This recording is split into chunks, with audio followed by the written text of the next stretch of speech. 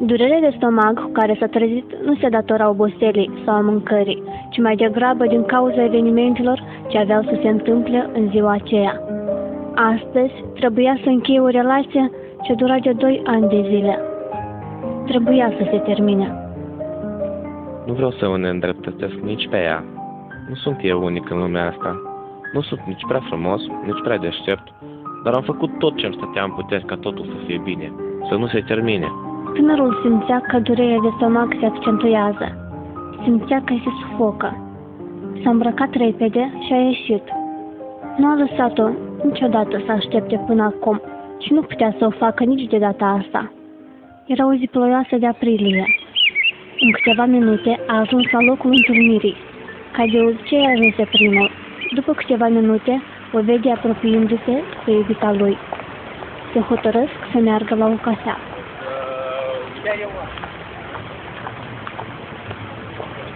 Mi-e frig. De fapt, acesta a fost singurul cuvânt rostit până ce au ajuns la cafea. Vrei să-mi zici ceva? Da. Fata devenise curioasă. Păi zi-mi odată, ce mai stai? Până unde crezi că va merge asta?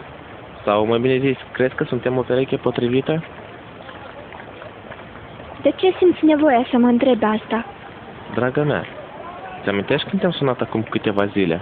Cred că era în jur de 11 noaptea. Îmi amintesc. Noaptea aceea mă gândeam la tine, ca de obicei. Scrisesem o poezie și am vrut să ți-o spun la telefon. Cât te-am sunat, nici nu m-ai lăsat să ți-o spun. Mi-ai spus că... Ce? Nu ai altă treabă decât să mă suni la ora asta? În momentul acela m-am simțit ca un boxer care primește câțiva pumni în cap și cade jos. Am tăcut, mi-am cerut scuze și am închis telefonul. Și am mai avut mai multe certuri asemănătoare cu asta. Și mai țin minte când m-am îmbolnăvit și Cristina mi-a zis că sunt foarte norocos că tu ai grijă de mine. Și tu ai zis... Nu am altă treabă? Dar ce, eu sunt infirmieră? El nu are mamă? Da, dar ce legătură au astea? De ce mi le spui acum? Știi că așa sunt eu, nu-mi place romantismul. Și în plus, am eu față de infirmieră? Nu, draga mea, nu ai față de infirmieră. Și cu inima care o porți, chiar de ai vrea, nu ai putea să fii infirmieră. Până acum, de câte ori mi-ai sunat de dimineață sau noaptea târziu, ca să nu spui cuvinte de dragoste? De câte ori mi-ai trimis un mesaj pe telefon? Poate că nu-ți place romantismul, dar nu-ți place să faci fericiți pe oamenii care te iubesc? De când eu, mai presus de tine, îmi place să-i fac fericiți și pe cei din jurul meu. De când suntem împreună, mereu am avut un mesaj de dragoste pentru tine, știi? Noi doi suntem ca albul și negrul. Adică vrei să fiu poetă? Tânărul zâmbi, gândindu-se ce hotărâre bună a luat despărțindu-se de ea. Nu, draga mea, nu vreau să fii poetă. Chiar dacă ai vrea, nu ai putea. Dar noi trebuie să ne despărțim. Cred că ar fi mai bine pentru amândoi. Tânăra a înlemnit. Dar eu te iubesc și credeam că mă iubești și tu. Nu, draga mea, tu doar credeai că mă iubești. Dacă mă iubeai, acum nu discutam lucrurile acestea. Fetei îi dăduse lacrimile. Tânărul scoase o batistă și o întinse fetei. Bine, așa să fie. Sper că nu mă lași pentru alta. Nu poți să crezi asta. Până acum nu a existat altă fată pentru mine și nici nu va exista alta o perioadă lungă de timp. Și cei 2 tineri care s-au așezat la masă fiind iubiți, acum stăteau ca 2 străini. Cred că ar fi mai bine să plecăm. Tânărul spuse că el vrea să mai rămână un pic singur. Se mai îmbrățișară odată înainte de a se despărți pentru totdeauna. Când fata s-a depărtat, tânărul începu să tremure, deci ploaia se oprise de mult.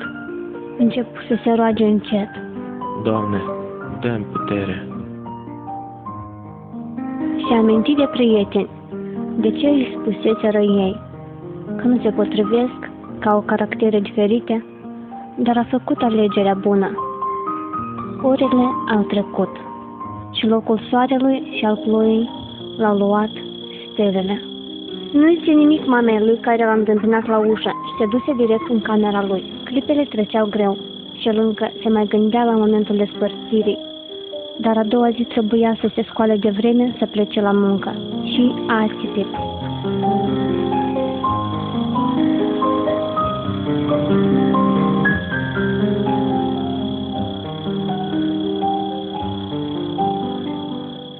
trezi la ora 7.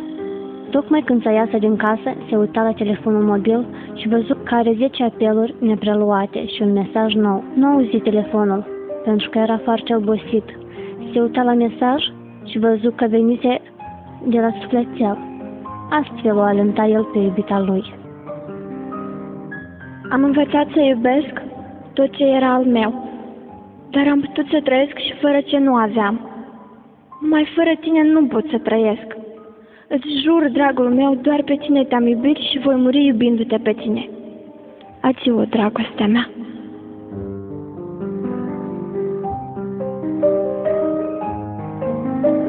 Tânărul s-a mirat. Era pentru prima dată când ea îi trimitea un mesaj. S-a uitat la ce oră a fost trimis mesajul și a văzut că fusese trimis la ora 5 dimineața. Început să râdă în hohote. Nu se aștepta la așa ceva. Fusese luat prin surprindere. Forma repede numărul ei, dar a răspuns o voce străină.